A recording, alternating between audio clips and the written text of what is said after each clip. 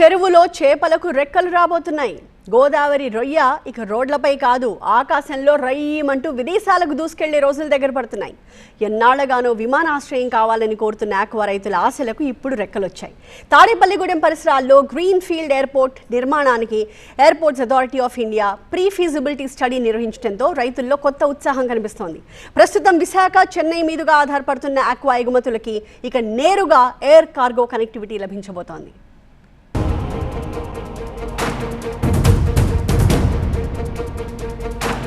పశ్చిమ గోదావరి జిల్లాలోని తాడేపల్లిగూడెంలో అభివృద్ధికి కొత్త దశ ప్రారంభమవుతోంది. దశాబ్దాలుగా స్థానికులు ఎదురుచూస్తున్న ఎయిర్పోర్ట్ కళ ఇప్పుడు నిజమయ్యే దిశగా అడుగులు పడుతున్నాయి. వెంకటరామన్నగూడెం, జగ్గన్నపేట ప్రాంతాల్లో ప్రతిపాదిత గ్రీన్ఫీల్డ్ ఎయిర్పోర్ట్ కోసం ఎయిర్పోర్ట్స్ అథారిటీస్ ఆఫ్ ఇండియా బృందం క్షేత్రస్థాయిలో పరిశీలనలు చేపట్టింది.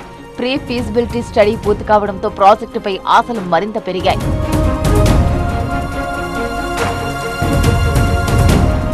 రెండో ప్రపంచ యుద్ధ కాలంలో నిర్మించిన పాత ఎయిర్ స్ట్రిప్ తో తాడేపల్లిగూడెంకు ప్రత్యేక వైమానిక చరిత్ర ఉంది.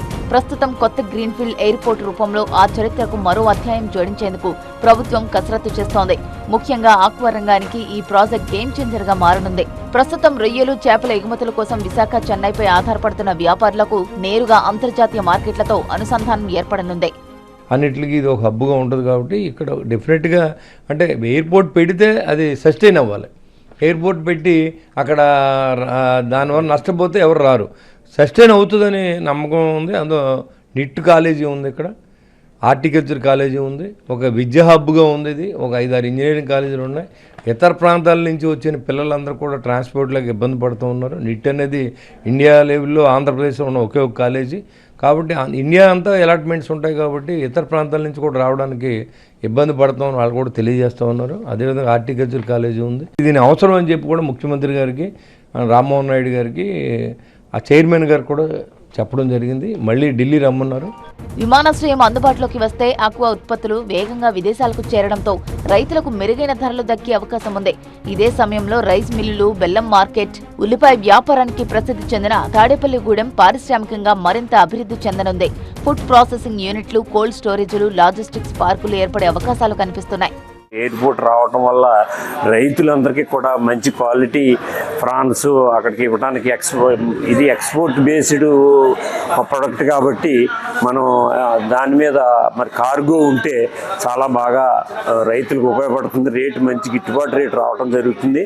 అదే కాకుండా అక్కడి నుంచి ఫారినర్ నుంచి కూడా బయర్స్ అందరూ కూడా ఫారినర్సే కాబట్టి అక్కడి నుంచి వారు వచ్చి చూసుకోవడానికి రావడానికి కానీ మన వాళ్ళు అక్కడికి వెళ్ళటానికి కానీ ఇవన్నిటికీ కూడా ఆ రంగంలో కూడా డెవలప్ అవుతుంది. కాబట్టి మనకి ఖచ్చితంగా మనకి తాడేపల్లిగూడెంలో ఎయిర్పోర్ట్ ఉంటే మెయిన్గా ఆక్వా రంగం మనకి బాగా ఉపయోగపడుతుంది. రైతులందరికీ కూడా మంచి క్వాలిటీ మరి మంచి గిట్టుబాటు ధర కూడా రావడానికి జరుగుతుందని చెప్పి తెలియజేస్తున్నాను. మరోవైపు రియల్ ఎస్టేట్ రంగం కూడా భారీగా పుంజుకోనుంది. స్టార్ హోటళ్లు, కమర్షియల్ కాంప్లెక్స్లు, గేటెడ్ కమ్యూనిటీల నిర్మాణం ఊపందుకునే అవకాశం ఉంది.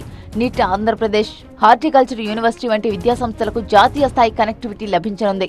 వేలాది మంది యువతకు ప్రత్యక్ష, పరోక్ష ఉపాధి అవకాశాలు కూడా పెరగనున్నాయి.